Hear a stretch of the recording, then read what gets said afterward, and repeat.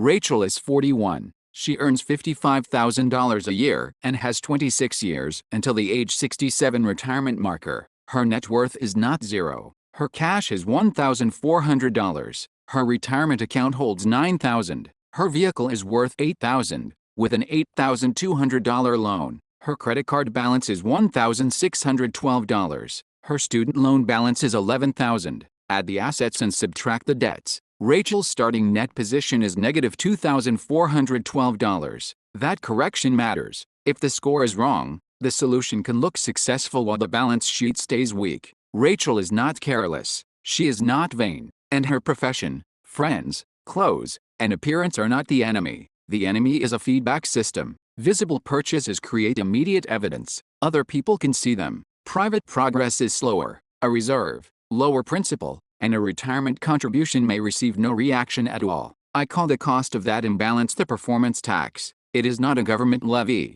It is a metaphor for money that goes toward a visible signal after a person has lost the chance to ask whether the signal is required, valued, or affordable. For Rachel, 3 mechanisms created: roll signal pressure, the participation price default, and the private progress blind spot. By the end of this video, we will audit her exact fictional ledger, model her credit card payoff, and build a private scorecard that gives financial progress its own feedback. Every number is an illustration, not a prescription. Rachel is a fictional composite. She is a registered nurse at a hospital in Charlotte, North Carolina. The Bureau of Labor Statistics says registered nurses provide and coordinate patient care, educate patients, and often work in hospitals and other healthcare settings. Hospital nurses may work shifts, nights, weekends, holidays, or on call. Rachel's exact schedule and pay are fictional, but the work is not a costume. Her modeled monthly take-home pay is $3,550 after payroll deductions and benefits. Actual take-home depends on taxes,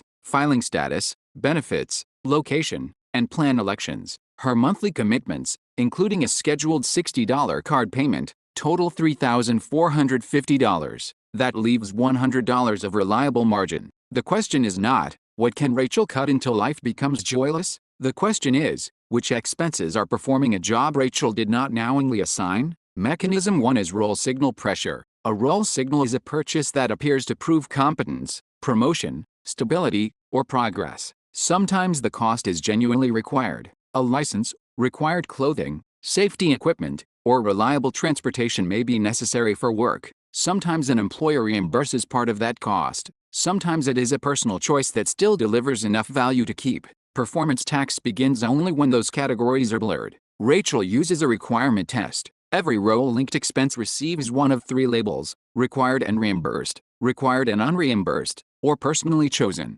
Required costs stay in a work cost file. Reimbursed costs leave Rachel's personal total when the reimbursement arrives. Personally chosen costs face one more question: would I choose this exact version today for its current value, even if nobody saw it? This is not an instruction to buy the cheapest option. Reliability, fit, comfort, health, and time can all be real value. In Rachel's fictional audit, personally chosen roll signals that she would not purchase again in their current form total $180 per month. That is not all of her clothing, grooming, transportation, or professional spending. It is only the amount that fails her own requirement and value tests. The requirement test blocks roll signal pressure by separating proof for an audience from actual support for the job. Mechanism 2 is the participation price default. A social invitation often arrives with a format already attached. The restaurant, trip, gift range, or activity can feel like the price of connection before anyone discusses another option. But connection is valuable.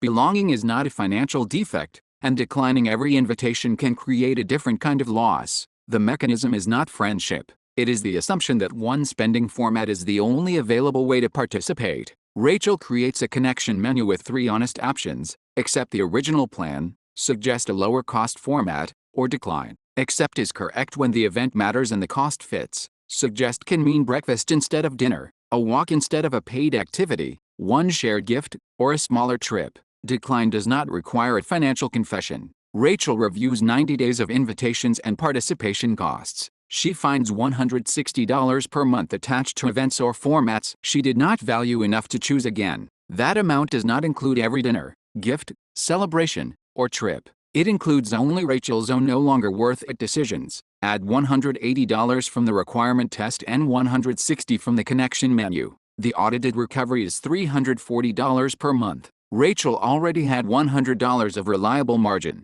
Together, they create $440 per month of additional capacity. But recovered money can disappear if progress remains invisible. That is mechanism 3, the private progress blind spot. A vehicle, outfit, dinner, or trip creates an immediate memory and often visible feedback. A debt payment removes a number from a private statement. A retirement contribution buys a future that cannot applaud today. When visible life has a dashboard and private progress does not, the next dollar receives an uneven contest. Rachel builds a private scorecard with 4 lines: net position, starter reserve, highest interest balance, and retirement route. Start with net position, cash of $1,400, plus $9,000 in retirement, plus an $8,000 vehicle, minus the $8,200 vehicle loan, minus the $1,612 card, minus $11,000 in student loans, equals negative $2,412.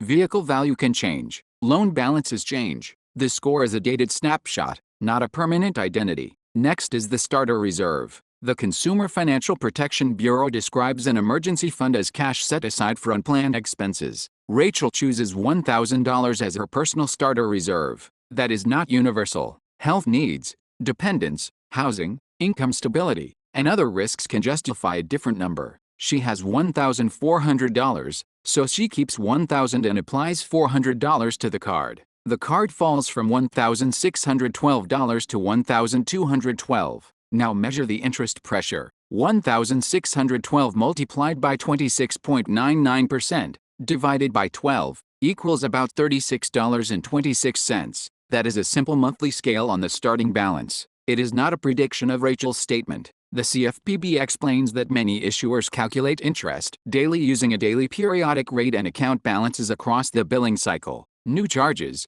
fees, payment timing, and the issuer's method change the actual result. Rachel also has a workplace retirement account and student loans, so the route requires information before action. The Department of Labor says employees can defer salary into a workplace plan and that some plans include an employer match, some do not. Rachel checks her actual plan documents before changing a contribution. Federal student aid says public service loan forgiveness qualification depends on the employer, not the borrower's job title. Being a nurse does not automatically prove eligibility. Rachel checks her employer, loan type, repayment status, and qualifying payment record before sending extra money to the student loan. Investor.gov says eliminating high-interest debt generally beats trying to invest against that high certain cost. Rachel preserves her personal reserve, reviews any confirmed match and loan program facts, and targets the 26.99% card. This is an educational sequence, not individualized advice. Her scheduled card payment is $60. She adds the $440 of recovered capacity. The total modeled payment becomes $500 per month. The payoff model locks 4 assumptions: no new charges,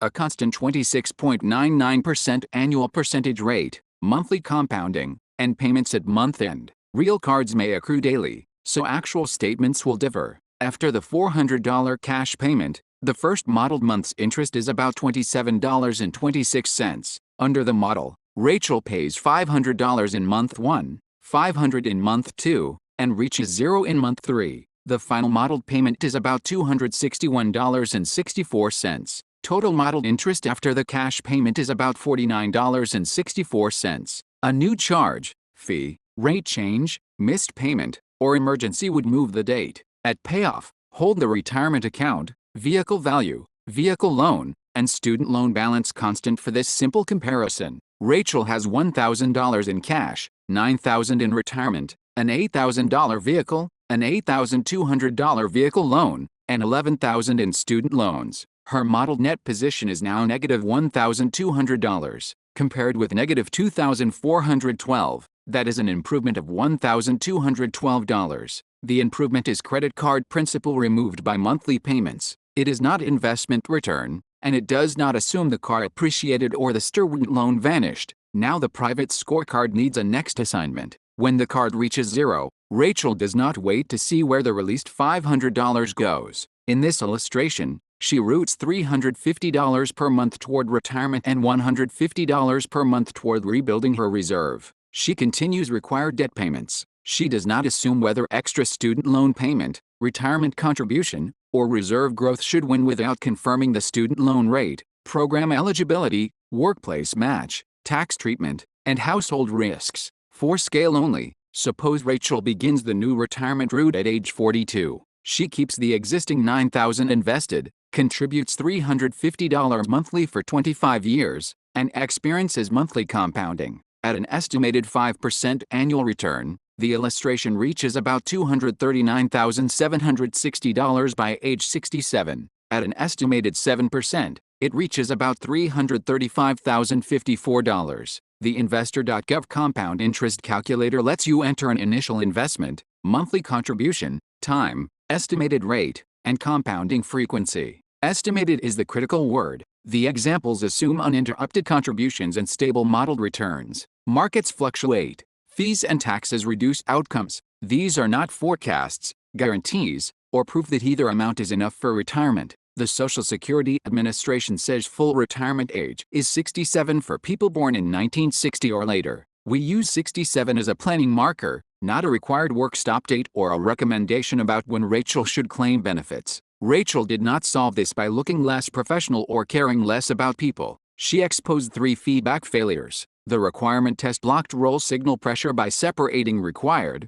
reimbursed, and chosen costs. The connection menu blocked the participation price default by preserving more than one way to belong. The Private Scorecard blocked the private progress blind spot by making reserve, principal, and retirement routing visible every month. Pressure became analysis. Analysis created relief. If you are between 38 and 52 and your visible life looks stable while your balance sheet feels fragile, do not begin with shame. Write 4 lines tonight. Line 1, your dated net position. List cash, investments, and realistic asset values, then subtract every debt. Line 2, row linked costs. Mark each required and reimbursed, required and unreimbursed, or chosen. Line 3, the last 90 days of participation spending. Circle only the formats you would not choose again. Line 4, your starter reserve, highest annual percentage rate, workplace plan facts, and the next assignment for any recovered dollar. Your numbers and route will not match Rachel's. That is the point. The private scorecard must describe your actual system, not somebody else's public image. Rachel still has 26 years from age 41 to the age 67 marker. She cannot make progress visible to everyone. She can make it visible to the person who must act on it next month. That is how you stop the performance tax, not by disappearing from life, but by giving private progress an equal vote. And there is another invisible tax that specifically raises the price of rebuilding after financial damage. That video is right here.